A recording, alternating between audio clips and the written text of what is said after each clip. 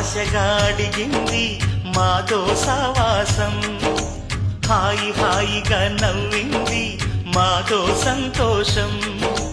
మధురమైన మమకారం మా ఇంటి పేరు అంటే, మనసు మీటు అనురాగం మా మాట తీరు అంటే, బతుకంటే ఎంత బాగుంటుందా అనుకోదా లోకం.